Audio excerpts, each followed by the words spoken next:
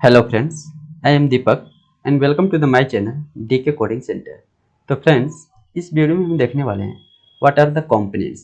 Components क्या होते हैं और कितने प्रकार के होते हैं, ठीक है, और इसको कैसे डिजाइन करते हैं, ठीक, ये सब चीज़ें देखने वाले हैं।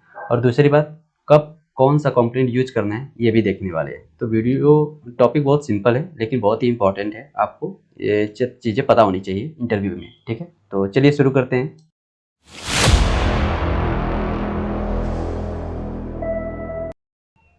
तो फ्रेंड्स, हम इस वीडियो में देखने वाले हैं what are the components in React.js। Okay, in React.js a component is an independent and reusable piece of code that divides the UI into smaller pieces। Okay, अगर आप सिंपल भाषा में इसको समझें तो आप जो भी UI डेवलप करते हैं आप, ठीक है, जो भी वेब पेज डेवलप करते हैं फ्रंट एंड का, उसको चाहें तो आप अलग अलग पार्ट में डिवाइड कर सकते हैं, like header, side bar, main बार, फुटर, ठीक है।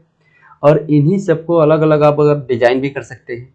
और जब आप इसको अलग अलग डिजाइन करते हैं रिएक्ट में तो इसको बोला जाता है कंपोनेंट्स, ठीक है। मतलब कि आप कंपोनेंट को पहले डिजाइन कीजिए अलग अलग, लाइक हेडर अलग डिजाइन कीजिए, फुटर अलग डिजाइन कीजिए, उसके बाद इन सबको कंबाइन करके आप कंप्लीट यूआई बना सकते हैं, ठीक। तो कंपोनेंट समझ में आया। कम जो होता है ये अपनी यूआई को अलग अलग पार्ट में तोड़ सकते हैं, जिसको बोला जाता है कंपोनेंट्स, ठीक, simple. Components are the building blocks of react application. जो कंपोनेंट होता है आपका बेसिक बिल्डिंग ब्लॉक होता है, मतलब आप चाहे जितना कंपोनेंट को ऐड करके आप अपना यूआई बना सकते हैं, ठीक। कंपोनेंट को ऐड करके ही यूआई बनाया जाता है रिएक्ट में, अगर आपने यूज किया है रिएक्ट तो। और जो कंपोनेंट होता है आपको क्या अलाउ करता है, एचटीएमएल लिखने के लिए अलाउ करता है, लॉजिक मतलब जावास्क्रिप्ट लिखने के लिए, स्टाइल लिखने के लिए, तीनों चीज़ें एक ही फोल्डर में लिखने के लिए अलाउ करता है जो कंपोनेंट होता है, ठीक है, जावास्क्रिप्ट में। अब आती है बात कि कंपोनेंट कितने प्रकार से हम बना सकते हैं रिएक्ट में, ठीक है। कंपोनेंट रिएक्ट में हम दो प्रकार से बना सकते हैं। पहला होता है क्लास कंपोनेंट और दूसरा होता है फंक्शनल कंपोनेंट, ठीक है।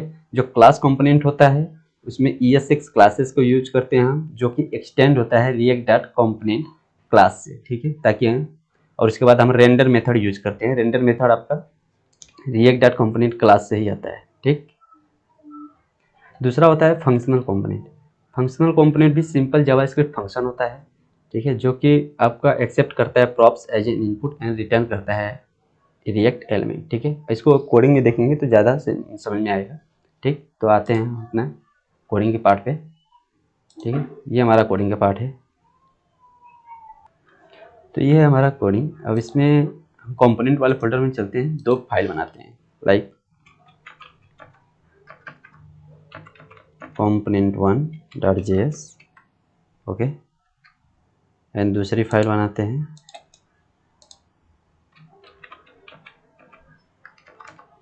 component2.js, ठीक है। ये दोनों फाइल बनाते हैं, एक में हम फंक्शनल कंपोनेंट बनाएंगे, दूसरे में क्लास कंपोनेंट बनाएंगे, ठीक है। तो फंक्शनल कंपोनेंट बनाना बहुत ही आसान है। जैसे आप जावास्क्रिप्ट में सिंपल फंक्शन डिजाइन करते हैं, ठीक वैसे ही आप इसमें कंपोनेंट डिजाइन कर फंक्शनल कंपोनेंट को डिजाइन कर सकते हैं। जैसे हमने यहाँ पे एरो फंक्शन यूज किया है। बस इसमें अंतर क्या होता है जावास्क्रिप्ट का फंक्शन इसमें, कि ये रिटर्न करता है आपका रिएक्ट एलिमेंट्स या फिर JSX बोल सकते हैं, ठीक है।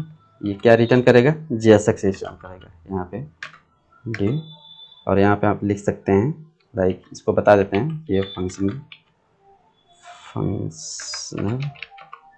कंपोनेंट है, कंपोनेंट, ओके। इसको आप एक्सपोर्ट करते हैं, जैसा कि आप सबको पता ही होगा, एक्सपोर्ट डिफॉल्ट component1, ओके, ठीक है। अब इसको हमने एक्सपोर्ट कर दिया, इसको सेव कर लेते हैं और ऐप में आते हैं, इसको इंपोर्ट कर लेते हैं, ठीक है। यहाँ पे हम component1, ठीक है, यहाँ से एक्सपोर्ट कर लिए, इंपोर्ट कर लिए। अब इसको सेव करते हैं, हमारा सर्वर ऑन है, देखते हैं कि रिजल्ट क्या आता है यहाँ से, ठीक है।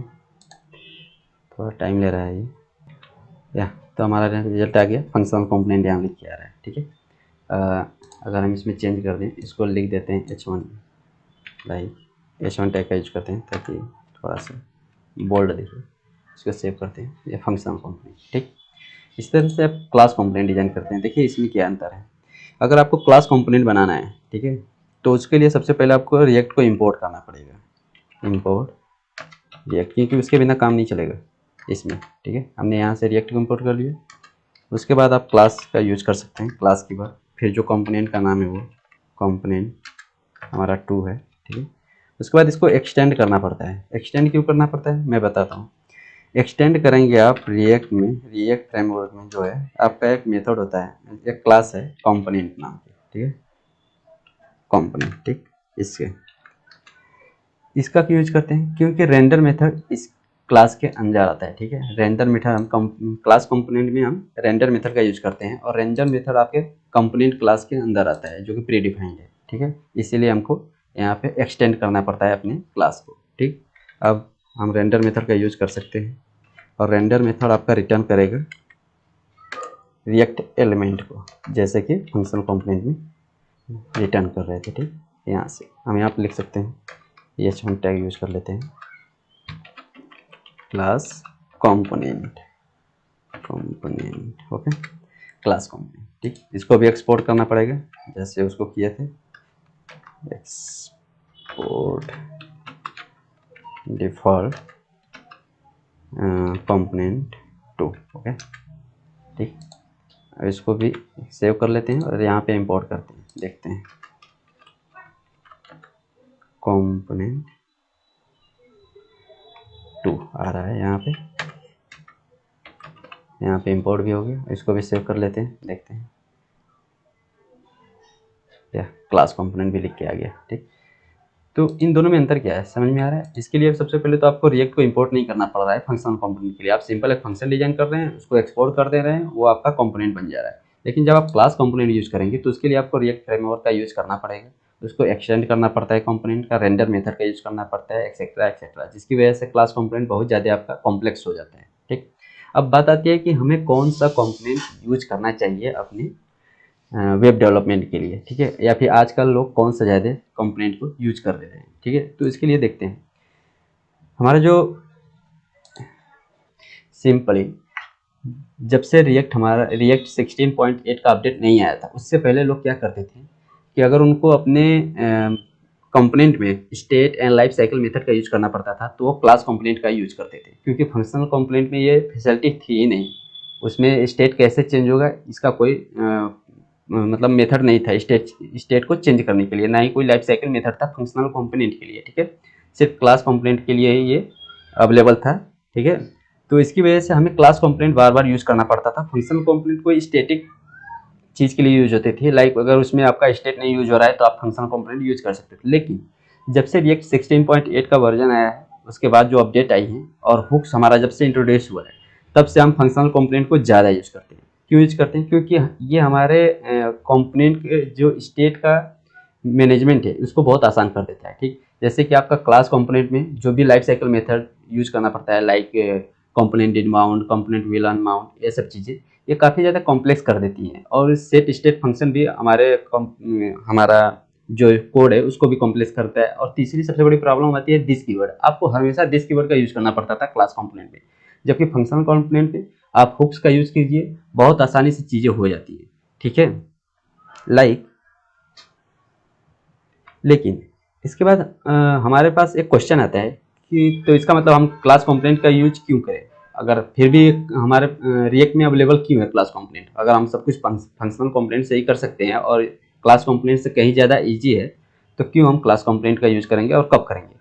कुछ चीज़ें हैं जैसे रिएक्ट में, इसके लिए आपको क्लास कंपोनेंट ही यूज करना पड़ेगा, लाइक अगर आपको एरर बाउंड्री डिजाइन करनी है तो उसके लिए आपको क्लास कंपोनेंट ही यूज करना पड़ेगा, ठीक है। एरर बाउंड्री अगर आपको डिजाइन करनी है तो क्लास कंपोनेंट ही यूज करना पड़ेगा।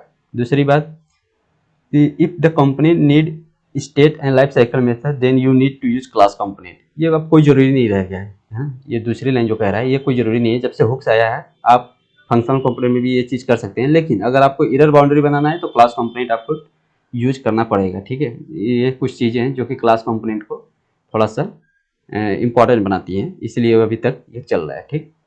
तो उम्मीद है कि मैंने आपको कंपोनेंट बता दिया है, ठीक है, ज़्यादा ब्रॉड में नहीं बताया है, लेकिन हाँ ये बता दिया है कि कंपोनेंट क्या होते हैं और क्लास कंपोनेंट फंक्शनल कंपोनेंट में हमें कौन सा कंपोनेंट कब कैसे यूज करना पड़ता है, ठीक है। तो वीडियो अगर आपको पसंद आया तो चैनल को सब्सक्राइब कर दीजिए और वीडियो को लाइक कर दीजिए ताकि मैं ऐसे वीडियो बनाता रहूँ। Thank you so much.